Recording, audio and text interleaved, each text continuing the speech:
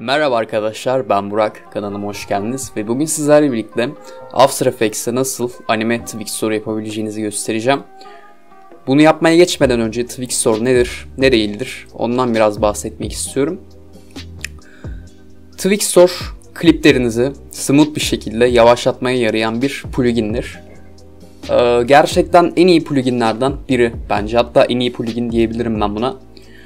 Lakin Twixtor'un şöyle bir dezavantajı oluyor. Eğer klipte çok fazla ışınlanma varsa Twixtor bunu smoothlaştırmak için görüntü bozulmalarıyla kapatmaya çalışıyor bu ışınlanmayı.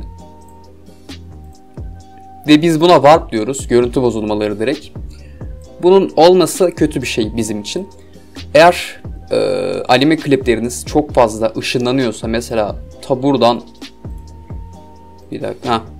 şuraya falan gidiyorsa burayı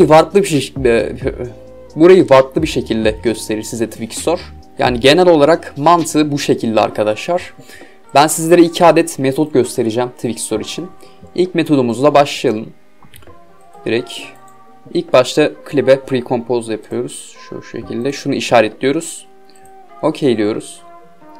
Ardından Twixtor Pro'yu buraya atıyoruz. Attık, şu tiki kaldırıyoruz ilk başta, burayı 7.992 yapıyoruz. Burayı Contrast H yapıyoruz. Burayı Forward, burayı Motion, şu Main'i de 100 yapıyoruz direkt. Ondan sonra tekrar Pre-Compose yapıyoruz. İşaretliyoruz burayı.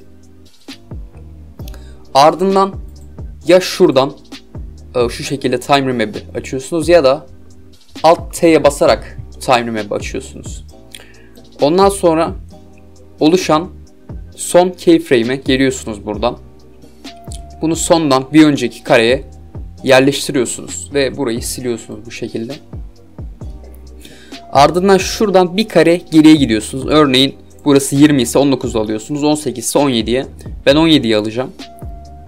Bu şekilde aldım. Gördüğünüz gibi buradaki siyahlık gitti ama Twixtor'un hani warp dediğimiz şeyi burada oluştu. Değişik bir görüntü. Bunun gidebilmesi için biraz daha düşürebilirsiniz. Eğer sizde gittiyse bunu böyle bırakabilirsiniz. Ben biraz daha düşüreceğim. Nerede gidiyor bu? Kaçta? 16'da oluyor. 15'te gidiyor o zaman. Şunu 15'e aldım ben. Bu şekilde bir görüntü oluştu şu anda. Twixtor'umuz işliyor gördüğünüz gibi. Ve şuradaki warp'ları da göstereyim. Warp dediğimiz şey bu işte. Şuradaki ufak görüntü bozulmaları. Şu anda da gayet smooth oldu ama bir sonraki göstereceğim metot bundan biraz daha güzel gizliyor warp'ları. Daha iyi yani direkt. Şimdi sizlere Time Remap nasıl yapılır onu göstereceğim. İlk başta şunları seçiyorsunuz. F9'a basıyorsunuz ondan sonra. Böyle grep'i açıyorsunuz. Böyle bir şey çıkıyor karşınıza. Burayı şu şekilde yapıyorsunuz. Grep'i. Bu grep'i mantığını nasıl söyleyeyim. İlk başta buradan hızlanacak, yavaşlayacak. Ondan sonra burada hızlanacak, bitecek. İzleyelim hemen.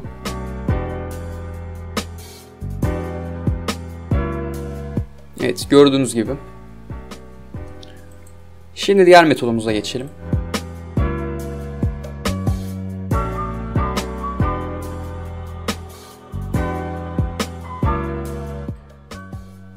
Evet, şimdi ikinci metodumuza geçiyoruz. Az öncekinde ikinci metoda nazaran daha fazla warp vardı şuralarda.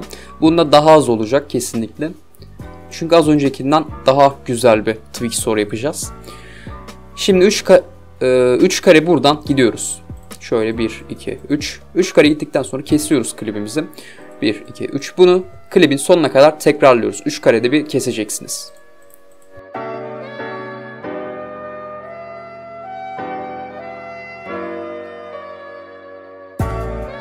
Evet, ben kestim şu anda. İlk klibi seçiyorsunuz buradan. Ardından Shift'e basılı tutarak en üstteki klibi seçiyorsunuz. Alttan başlamanız önemli burada. Yoksa yine sıkıntı çıkarabilir. Neyse. Evet. Şu şekilde kliplerimiz bir kare olacak şekilde siliyoruz. Ardından sağ tıklıyoruz buradan. Keyframe Assistant. Sekans yere basıyoruz. OK diyoruz. Gördüğünüz gibi hepsi birleşti direkt. Sağ tıklıyoruz. Pre-Compose. Evet, klibimiz bu şekilde. Bunun mantığı da şu şekilde. Eğer her karede görüntü varsa Twixtor çok daha iyi çalışır. Bunda da her karede görüntü oluyor gördüğünüz gibi. Şimdi buna Twixtor Pro ekliyoruz tekrar. Ayarlarımız aynı şekilde olacak. Yine bu sefer burayı açıyoruz. Bu aktif olmazsa kötü bir Twixtor oluşur. Bunu kontrast yapıyoruz. Bunu forward, bunu motion. Şunu da 100. Ardından tekrar pre-compose. Az öncekiyle aynı mantık. Yine timer map. Şuradan bir kare gidiyorsunuz. 13 oluyor bura. Tekrar klipten bir kare gerisine geldiniz. Timer map'te yine dediğim gibi bu şekilde. Tekrar izleyelim. Yine warp'lar var ama çok daha az bir şekilde geri döndü bize. Evet arkadaşlar, videomuz bu şekildeydi. Eğer videoyu beğendiyseniz kanalıma abone olmayı unutmayın. Ve bu tarz Türkçe videoların daha fazla gelmesini istiyorsanız kanala like atabilirsiniz ki daha fazla önerilir bu video insanlara. Neyse, sizleri seviyorum. Görüşmek üzere. Bay bay.